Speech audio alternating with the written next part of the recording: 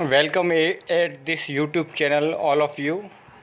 तो बच्चों, हमने 5 पेसेज तक एवेलिन ग्लेनी के बारे में पढ़ा।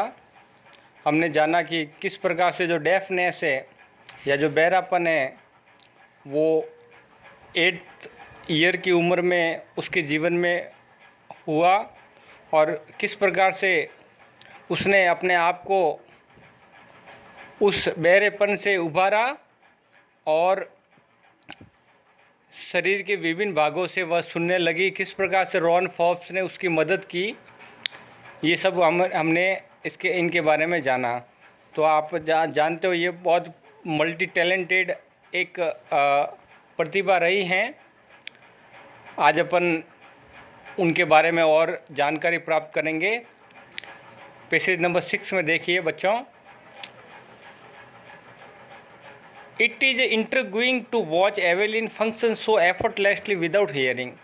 कि यह बहुत ही आकर्षक भरा था एवेलिन ग्लेनी का फंक्शन देखना, क्योंकि एवेलिन ग्लेनी है बिना सुने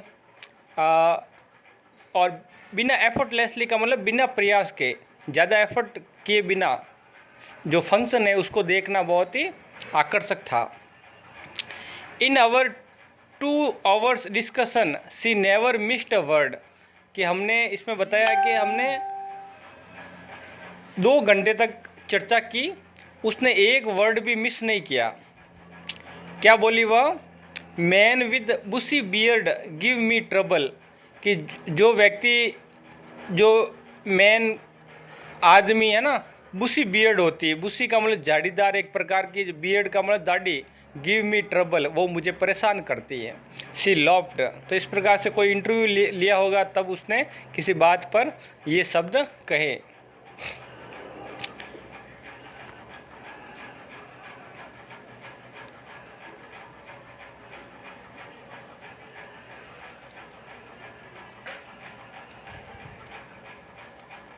It is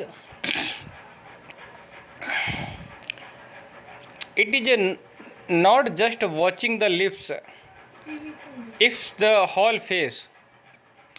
कि यह केवल लिप्स को देखना नहीं बल्कि हॉल फेस है ना। तो ये किसने कहा? एवेलिन ग्लेनी ने। मतलब जो बियर्ड दाढ़ी जो होते हैं, जिसकी दाढ़ी होती है, उनके जो केवल लिप्स को नहीं बल्कि पूरा जो फेस जो देखना होता है, स्पेशली द आइज, विशेष रूप से उनकी आंखें। तो इस प्रकार से कोई एवेलिन ग्लेनी का इंटरव्यू हुआ है, उसमें उसने ये बात बताई। She speaks flawlessly with south Scottish lilt, है ना। और वह बोलती है, फ्लॉलेसली बोलती है, बिना किसी रुके या बिना किसी मिस्टेक के वह बोलती है। स्कॉटिश लिल्ट मतलब स्कॉटलैंड की जो भाषा होती है उस अंदाज में या लहजे में वह बोलती हैं। क्या बोलती हैं? My speech is clear because I could hear till I was 11। उसने कहा कि आप बोल कैसे लेती हो? तो उसने कहा कि मेरी जो स्पीच है वो क्लियर इसलिए है क्योंकि मैं 11 साल तक सुन सकती थी। तो ये तो जब इसका जो पूर्ण रूप से जो बहरापन है या जो डेफनेस है वो कब आया था? 11 साल के बाद आया था। सबसे पहले नोटिस है 8 साल की उम्र में हुआ था। तो वो कहती है, जब उसको बोला कि आपको स्कॉटिश भाषा कैसे आती है, इसकी जो लिल्ट है, जो ये लहजा है, वो आपको कैसे आता है? तो वो उसने कहा कि मैं जब 11 साल तक की थी तब मैं सुन सकती थी, है ना। सी सेज, वह कहती है, but that doesn't explain how she managed to learn French and master basic Japanese. लेकिन वह ये नहीं बता पाती है कि ये फ्रेंच भाषा और जापानीज भाषा है वो कैसे मैनेज कर लेती है। तो इसके बारे में नहीं कहा उसने, है ना। तो ये एक प्रकार का रहस्य ही है कि देखो, स्कॉटलैंड में पैदा हुई थी तो उसको स्कॉटिश भाषा आती हैं, लेकिन फ्रेंच और जापानीज़ के बारे में वह नहीं बताती है। तो उसको फ्रेंच भी आती हैं और जापानीज़ भी आती है ना। तो आप समझ सकते हो कि कितनी एक बड़ी प्रतिभा है ना। जब सुन भी नहीं सकते फिर भी वह भाषा बोल पाती है, वो भी फ्रेंच और जापानीज। स्कॉटिश का तो मान लेते हैं कि वह 11 साल तक की जब थी तब वह सुन सकती थी, इसलिए वो बोल पाती। लेकिन फ्रेंच और जापानीज की भाषा के लिए वह कैसे मैनेज करती हैं उसका एक्सप्लेन वह नहीं करती। सातवां देखिए बच्चों, as for music she explains. जब उसको म्यूजिक के बारे में पूछा गया तो वह एक्सप्लेन करती है म्यूजिक के बारे में। तो उसने म्यूजिक के बारे में क्या कहा, it pours in through every parts of our body. उसने कहा ये मेरे पूरे जो बॉडी हैं, जो शरीर हैं, उसके हर भाग से होकर के गुजरता है। It टिंगल्स in the skin. ये कहते हैं कि ये जो ये जो म्यूजिक जो है, इट शब्द यहाँ पर किसके लिए आया बच्चों, म्यूजिक के लिए। ये जो स्किन से होकर के सनसनी फैलाती है। टिंगल्स का मतलब था सनसनी या झुनझुनाहट है, वो स्किन के अंदर या त्वचा के अंदर होती हैं। माई चिक बोन्स, और मेरी जो चिक की जो हड्डियां हैं, जो गालों की जो हड्डियां हैं वहाँ पर। And even in my hair, और मेरे यहाँ तक कि बाल में भी। तो बाल में भी जो झुनझुनाहट है वो म्यूजिक की होती हैं। When she plays the xylophone, और उसने कहा जब वो जाइलोफोन बजाती हैं, she can sense the sound passing up the stick into her finger tips. तो वो महसूस कर सकती हैं, सेंस का मतलब क्या होगा, महसूस कर सकती है, साउंड है वो पासिंग अप हो रहा है ना, गुजर रहा है स्टिक से। स्टिक का मतलब छड़ी जो बजाने के लिए होती है, अभी आपने पिक्चर में देखा होगा ऊपर जो चित्र जो बना हुआ उसके अंदर, तो वह उससे स्टिक से होकर के मेरे अंगुलियों के अंदर प्रवेश करती हैं। By leaning against the drum, उसने कहा कि जब मैं ड्रम की ओर झुकती हूँ, she can feel the resonance flowing into her body.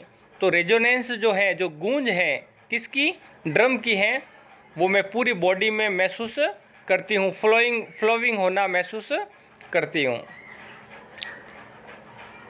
On A wooden platform she removes her shoes, और जो लकड़ी का जो प्लेटफॉर्म जो होता है जहाँ पर मतलब वो म्यूजिक का परफॉर्म करती हैं, तो वह हटाती हैं, अपने शूज हटाती हैं, अपने जो बूट है वो हटाती हैं, जूते हटाती है। So that the vibration pass through her bare feet, जिससे कि जो कंपन होता है उसके जो बेयर का मतलब नंगे जो पाँव हैं उससे होकर के गुजरे। एंड अप हर लेग्स, और उसके टांगों से होकर के गुजरे। तो इसलिए वह जूते भी उतारते हैं जिससे कि जो वाइब्रेशन है उसके टांगों से होकर के लेग तक चला जाए। तो इस प्रकार से म्यूजिक की बहुत ही एक प्रकार से क्लोज हैं।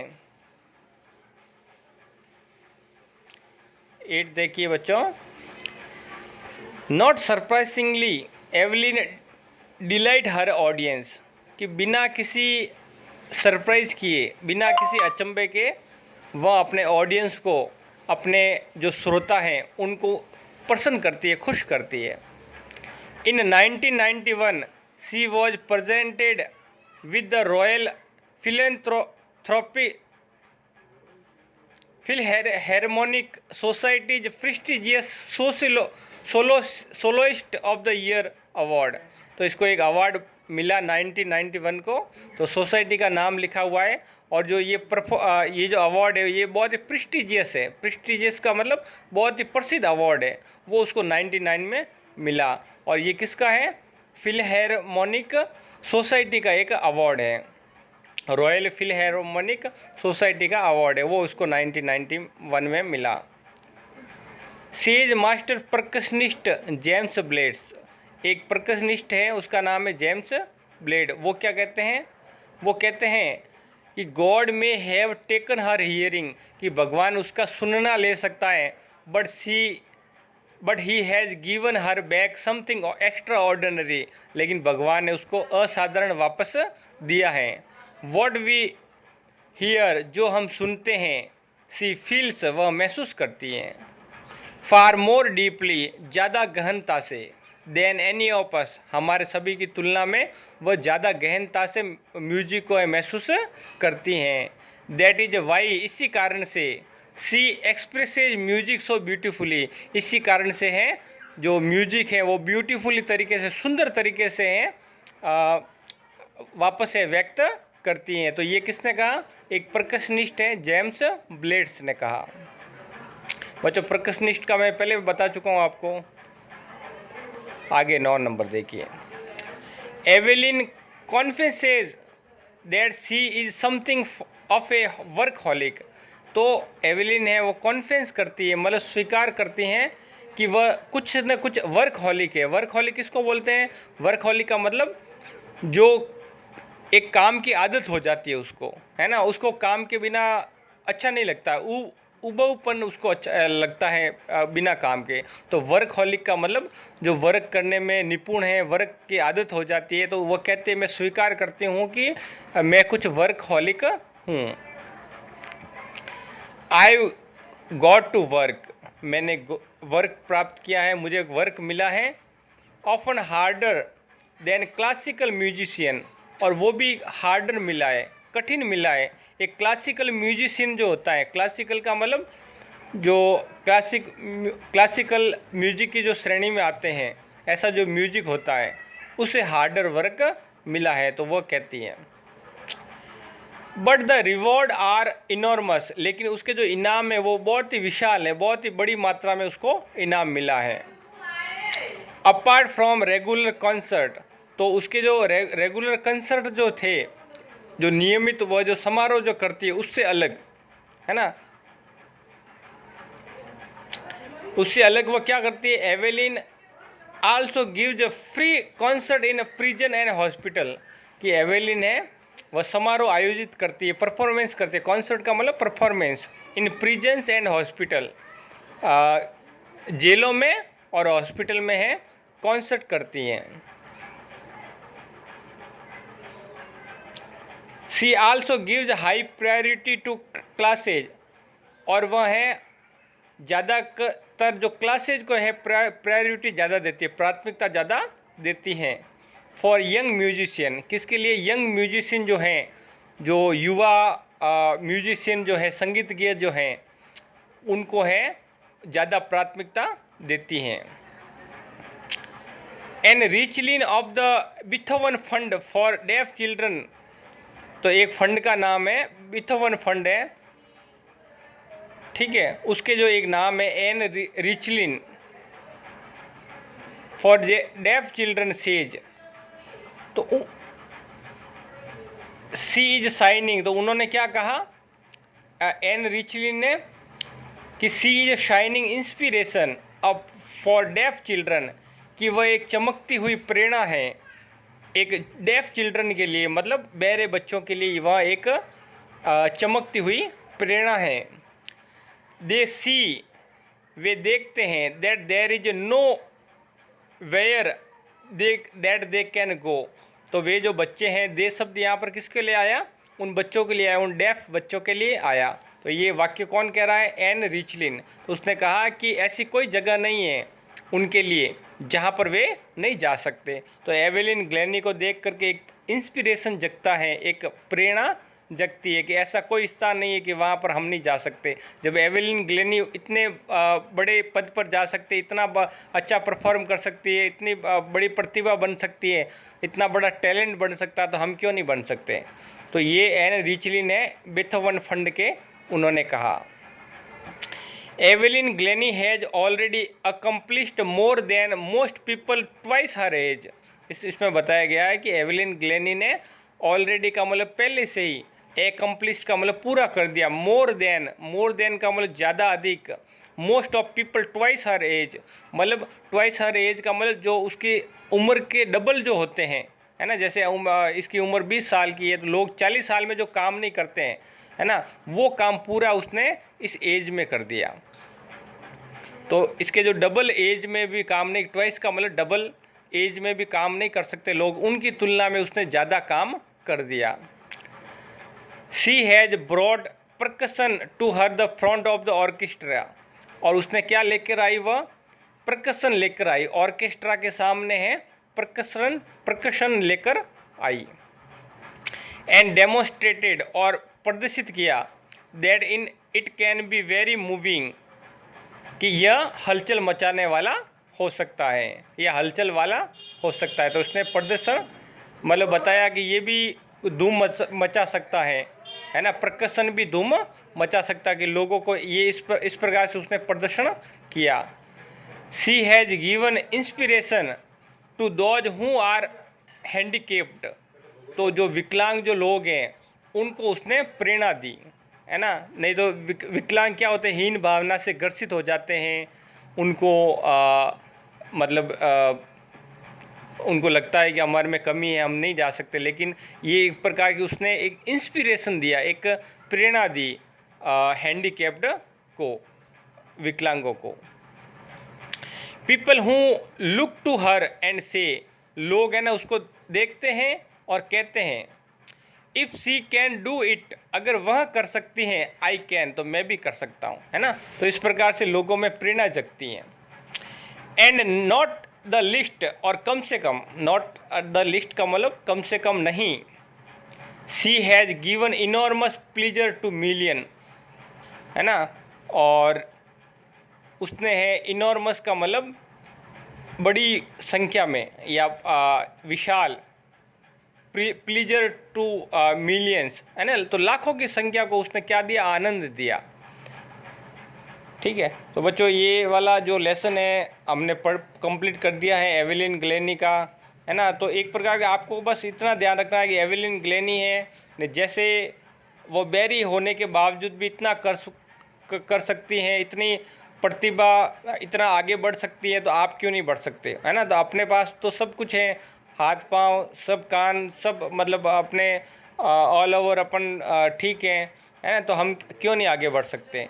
तो इस लेसन का भाव यही है कि अपने आप को हीन नहीं समझे और मेहनत करते रहें, तो निश्चित रूप से सफलता आज नहीं तो कल तो मिलेगी।